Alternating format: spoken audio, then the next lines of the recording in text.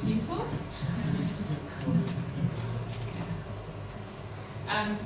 Thank you to James and Scott and Tom for inviting me to read.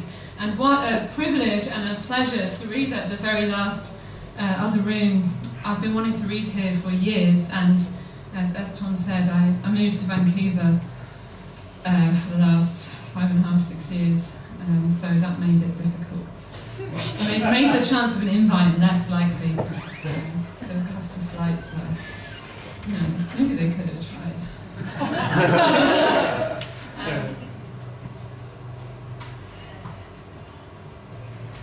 Okay, this is called Lower Parallel.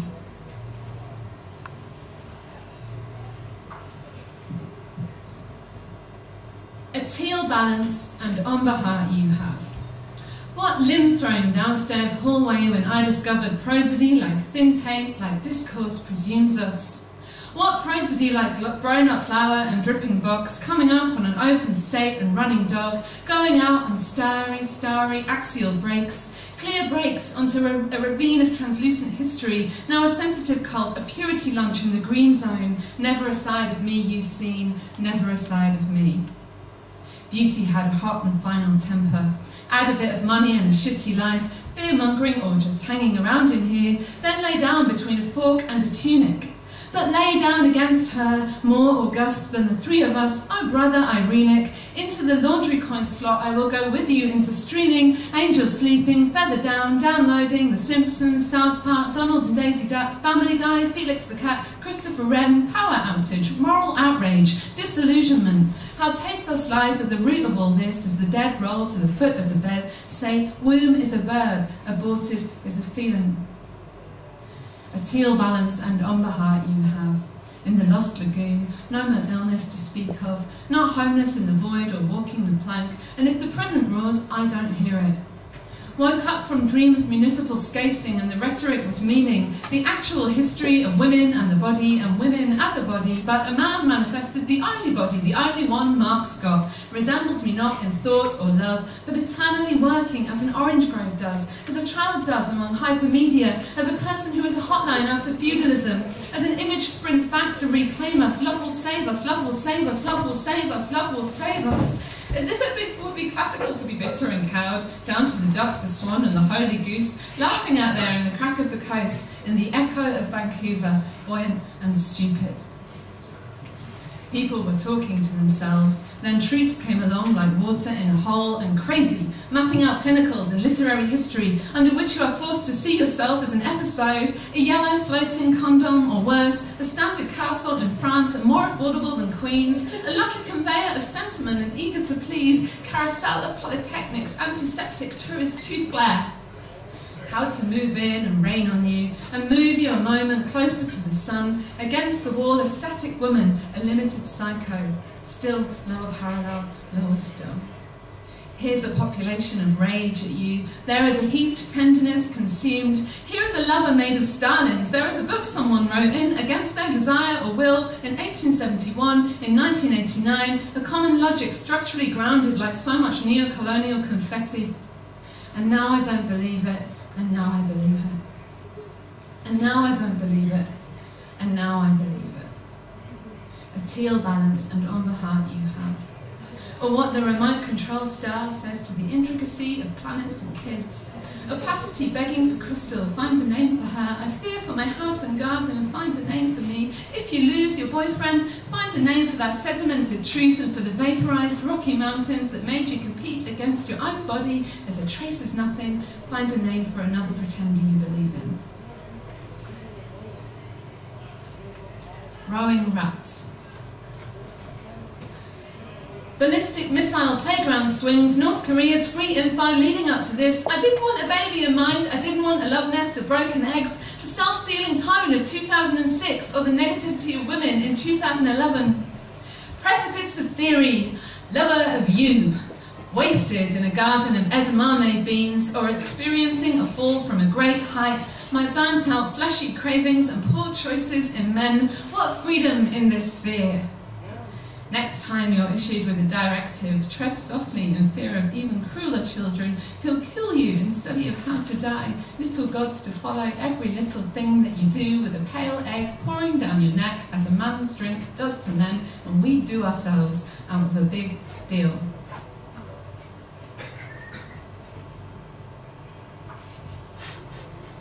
Happy automatism. I imagine myself working, lighting up a bubble act, sitting in the sunshine like a millionaire, tripping in the fake world, tripping in the real world as it came back towards evening, hemmed in by my own appendix, foamy, trying to take a bath in something holistic or to live in stark relief as you do sometimes, not cuddling the song I invented, crushed. I'm a very conventional refuge. You can make a relation with me, vegetarian because I hate animals, the memory of sour grapes, the doubtful animals, who they dread and what they do is worse than sentences, and I am worse at work than I ever was. We don't need radicalization or even want to be funny, while art in the world is not soft. I want worse worlds than I ever was. When I observe a terrifying snowslide, or do makeup in the loo like you do, like you.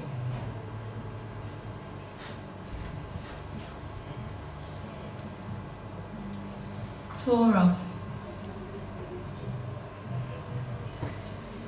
Want explicitly from the earth, a leaf can live, can drive.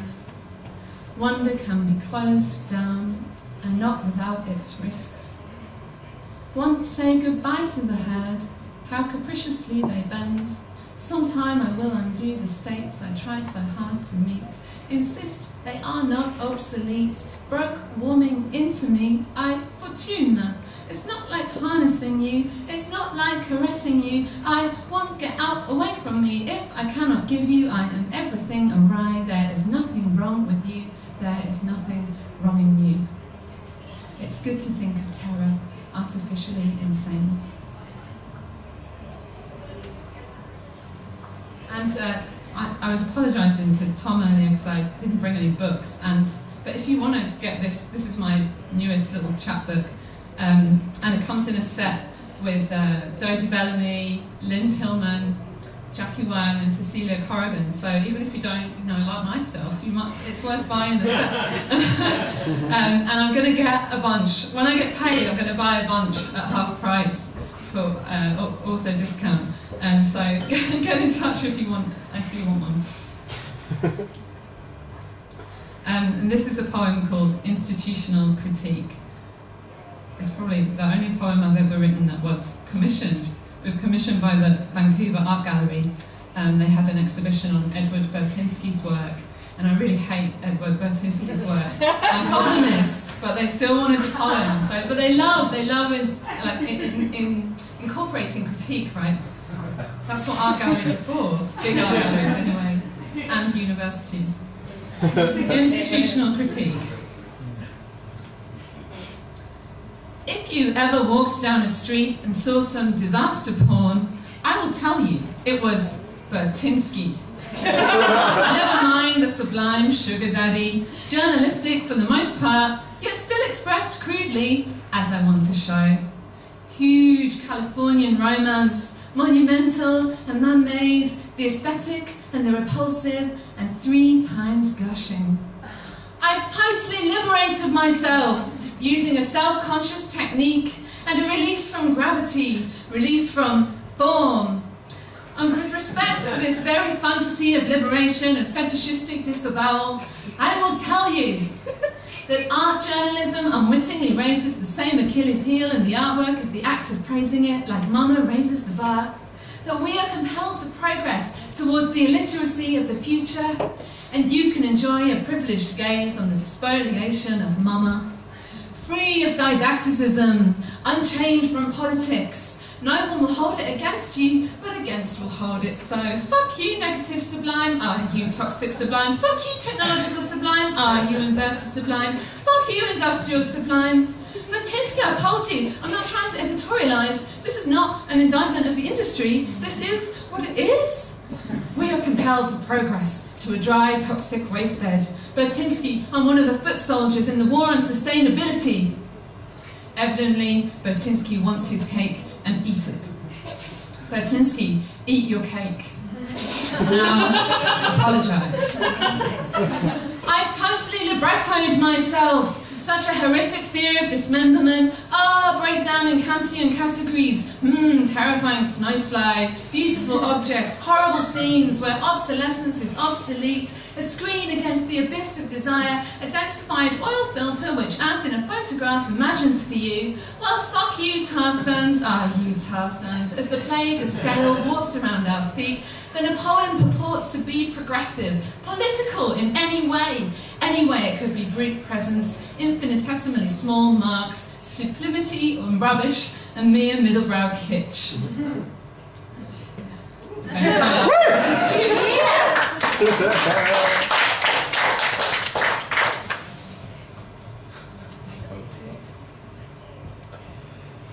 Really amazing readings tonight, and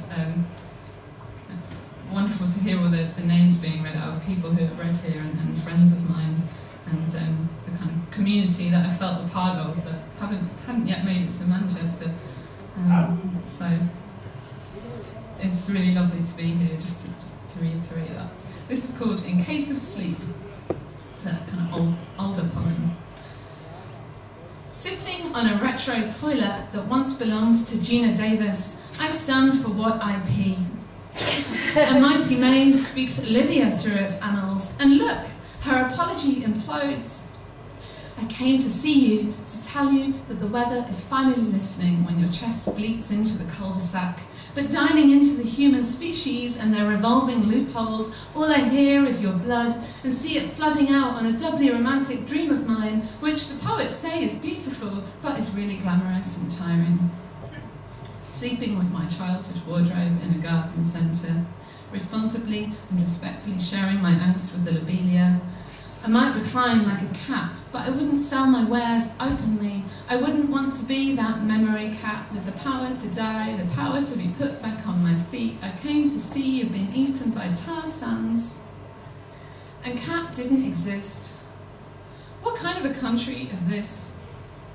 What did you say? I missed that. I missed that cat.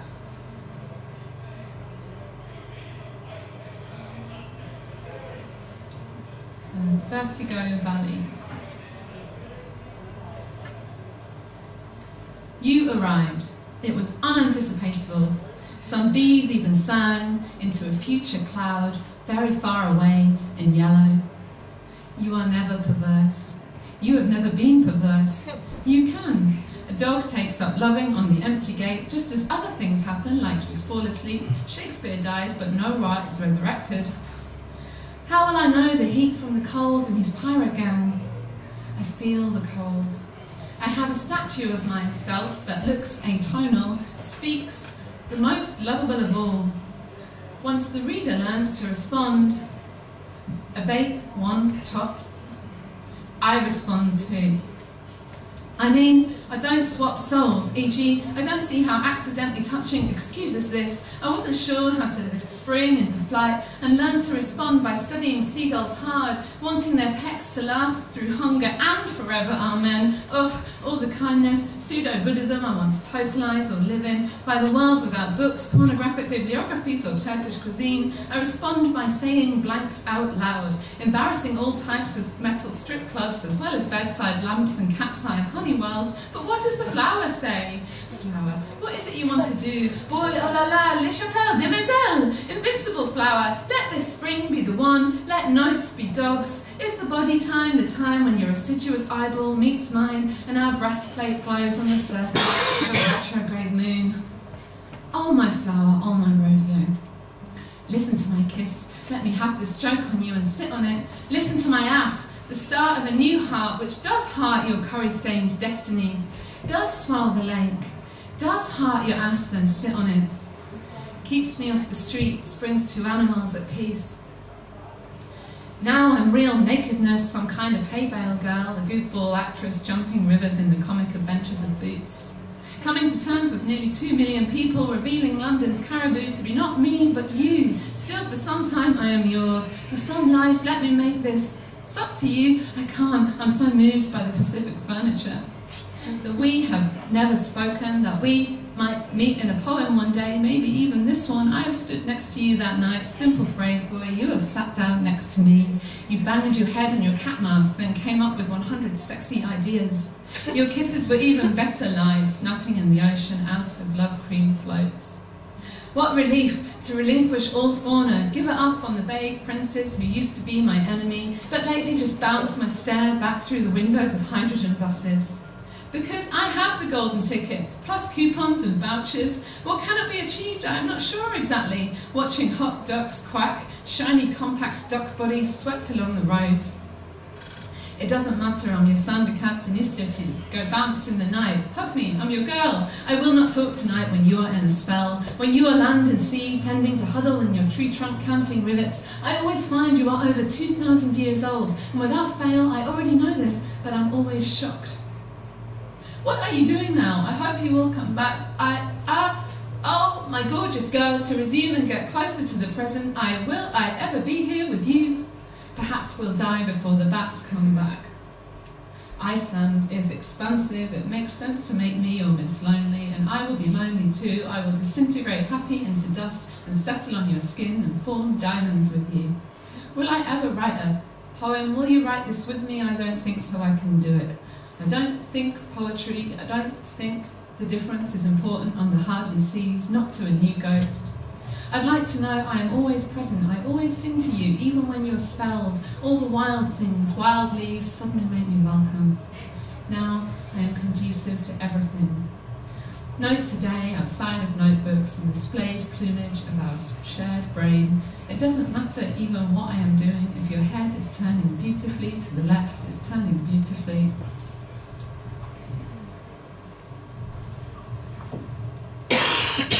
Funny to read, I'm 32, and it's funny to read a poem I wrote when I was 25. Yeah, I'm old. I'm young. I feel like I was much younger when I wrote that poem, and it was also a really awful about a really awful relationship. So it's kind of nice to read it with some distance. This is a more recent one called Value at Twilight. Every feminist man thinks he is a good friend.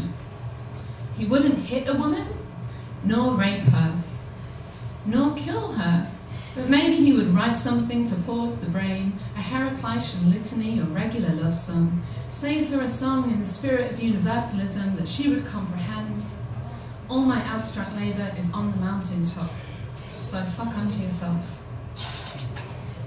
He wouldn't file a woman down, or forget Ivana Hoffman's or Sappho's scream that Mary Kelly had a fit was the right way to set fire to the gravy boat of your dreams. You say, get me, I'll wash your staircase, I won't touch your guitar. He says, here's the rub, I love you more when you're doing taxes, but your visa ran out, my golden ratio, garbage rumor, negation scrub. What's wrong with you, largesse? What's up? A man's abstraction from the vaults always spews hot sauce. Take the case of Putin, who slapped his wife just as the European Union collapsed. He threatened to leave the Ukraine gas pipeline to pump love poison into what became a fear of mouths. Vote. Don't vote for lyric poetry and society and the grace of any god. Because every white woman thinks she is out of there, not eaten inside by the Enlightenment, descendant semantics, a kind of no-strings accumulation where to destroy men is merely to dream with them, and to quell them is to ally with them against all women who've learned. L'ami sorelle, sisters, the crisis is ours too. Abandon any house, explode the base, it was just a vain idea. And this is called Unconditional. It's a poem I wrote for Andrea Breedy. Making him happy, driving up to the promontory where millionaires live, struck by the good fortune of ice cream and petrol. Sit under a palm and think totality. justice in your cheeks. Making you happy but not really, angry and hungry, eating a bird salad. Take a picture of me swimming naked at this point. I said, look, but you don't care. There's a ladybird crawling across the windscreen who says it's a man. Who says a man wields power? Everybody does. I do. Condominiums and condoms are the same thing. We all know that. Nothing has happened to us since owning a house and a car and a terracotta elephant. You know the world belongs to you. If you touch a fire, you get burned. If babies are hungry, they cry. What's a working class poem? Is it always bitter foam, or can it be just a shrug? Does it lack self-reflexivity or shy away from natural light? In Gaza they said they were going to live right through us, and I thought they meant spiritually. I tried to collect the working class, but I found they had run from themselves in all directions. I found they were only my legs against all the wind in the world, muscle that knowing at all took possession of nothing. And then we were all jobless on the back slope, simple and depopulated.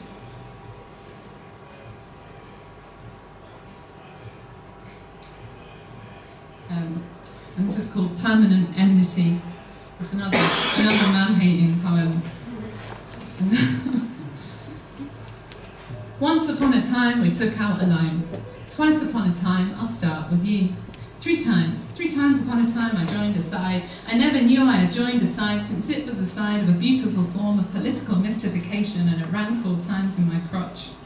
Under extreme stress and contradiction, I argued with a man who was bigger than me, as if I could be Minaj herself. Then I fought with a man who was desperate. Then I killed the man who emailed me 5 times in one night. 5 times I shot him dead, pretending to be a free woman of Spain. 5 times I shot him dead to live more fully.